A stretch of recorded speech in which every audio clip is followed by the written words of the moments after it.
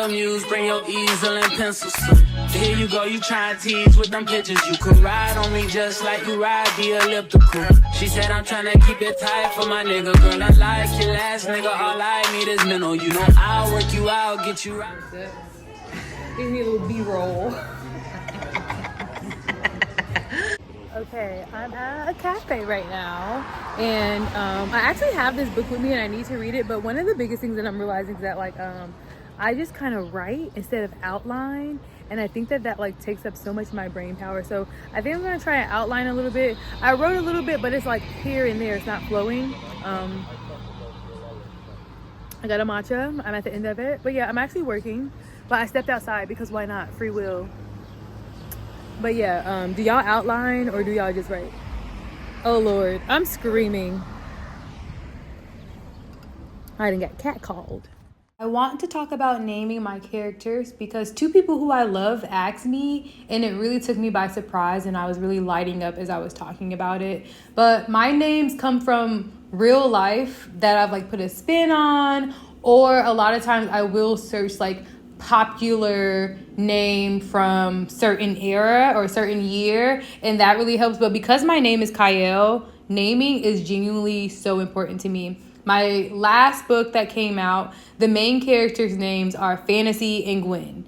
That is so intentional because I understand that I am writing very idealistic romance, and I thought that naming my character Fantasy, spelled with an I, would allow for people to truly understand this world that I am putting you in. Like, yeah, we're in Chicago. Yeah, we're in Bronzeville, but it's like Kyel's Bronzeville, Kyel's Chicago. And I think naming her Fantasy did exactly that, and it also lends to the blackness that I am seeking. Like, Fantasy is the name of like someone that you knew in grade school or a cousin or someone, and maybe not Fantasy but Princess or Mercedes or Lexus, and those names are not all the same, but like I feel Fantasy did something for the story well beyond just like a name. Like, it was very intentional to kind of ground us in like, she is a Southsider whose parents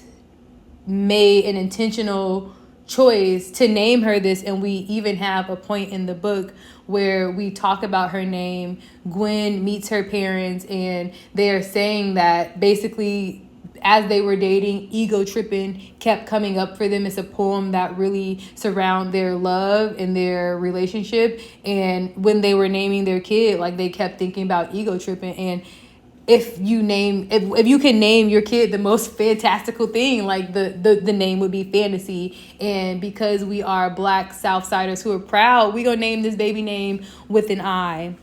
I also really laughed because my good friend OC, also she lived with me when I started writing it. Maybe I could be totally wrong, but I remember she read my book, and one day, yes, I'm so grateful, she was like one of the first batch of people who got an order. She read it in a day, and she sends me these voice notes like really praising it. But she tells me that she didn't know that her name was Fantasy until that specific scene when the parents talk about ego trip, and she thought her name was like Fantasy. But I think that is funny because that is a choice when I'm choosing to name characters names that have not been seen before. Like, you know, people probably don't know that it said that was her name. That's how you pronounced it. But that's why I put in that part from her parents. Like, that's how I know I am a good writer, intention writer. Gwen's name, of course, he is named after Gwendolyn Brooks. Don't talk about my flowers. Look at my plants. Anyway, so Gwen is named after Gwendolyn Brooks, and that makes sense to me because I don't see in 2019 a woman being named Gwendolyn, even if their mom did love it, but something about the turn of a man being named Gwen and literally named after Gwendolyn Brooks, and Gwen is the name, Gwen, no nickname, that's just his name. That also is very intentional because, again, I'm still grounding us in this world of this is Kyel's Bronzeville, this is Kyel's world, and Fantasy, who just won a Gwendolyn Brooks and Langston Hughes grant, falls in love with a man named after Gwendolyn Brooks at Harold's. Like, I think that the names and the premise, like chapter 1, we are bought into the fact that like this is a romance novel by all intents and purposes, and names can literally do that. And my secondary characters, still very important, but all really named after people in my life. Some people named directly, and other people's I took their name and added a twist to it, or said, like, maybe spelled it the way I would want to spell it. But names are so important, and I'm working on a new novel, and it's so funny because I am using someone's name from TikTok. I'm obsessed with this girl's name. I love the way it's spelled. I've heard the name plenty times before, but I love the way that her name is spelled. And the other name, I will Google top names for boys 2011. So the characters in my new book are Xena and Cade. I really do source names, and I think that's such a beautiful name. And as I was coming up with, you know, the names of the characters, those came to me almost instantly. And it's Cade, Kade, Xena, Zenah. Names are so important that I was working on a romance novel called Alone in Paris, and I could not get the names right. I just didn't know where to start, and at one point the lady's name was Kai, Kai, and the man's name was Moo, Moo, because when I was in Paris I had met someone named Muhammad who went by Moo, but like I'm writing and it's like Moo said Moo. I just didn't like it. I didn't like it at all, and I feel like it really stunted the growth of the project. And I reached out to someone else that I met in Paris. I was like, I kind of want to use your name, and he was like, you know, I guess that's fine. So I started using it, and even that didn't work. And like, names really are important, and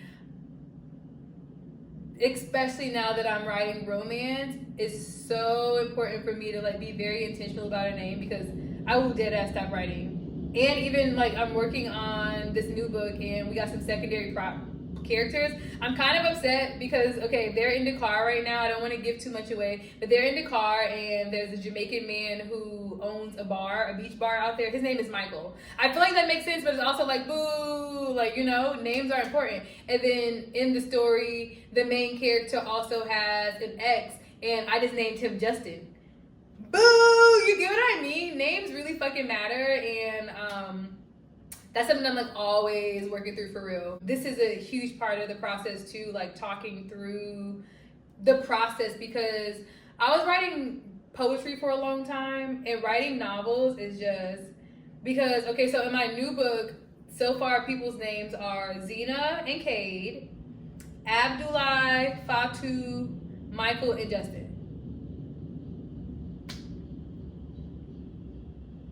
I'm not mad. In our favorite place, everyone's name is Fantasy, Gwen, Rita, Zaya, Q, Tunde, Reese, and Keisha. Keisha's literally my line sister. Quiesha. And I'm like, I don't know if that's a bad thing, but I certainly be using people's names. So I don't know. That's so interesting now that I'm like talking through it, but it's just part of the process. I would love to know like who is Maud? Gwendolyn Brooks has a book named Maud Martha. Who is Maud?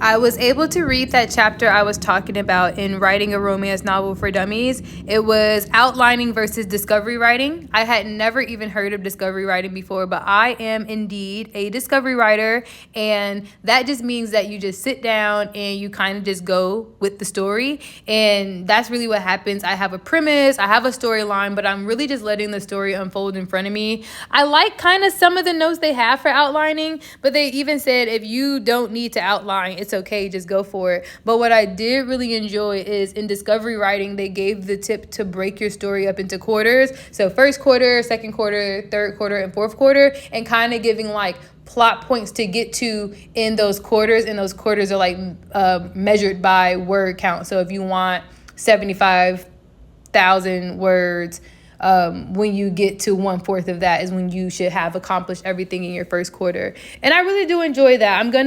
This book is really good. I got it from the library, of course, Chicago Public Library. Please go get a library card if you don't have one. They are life-changing. I have so many books out right now, and I need to start gathering them because one of my emails said I only have 4 more renews for a collection of them, but I probably got like 20 books on me right now.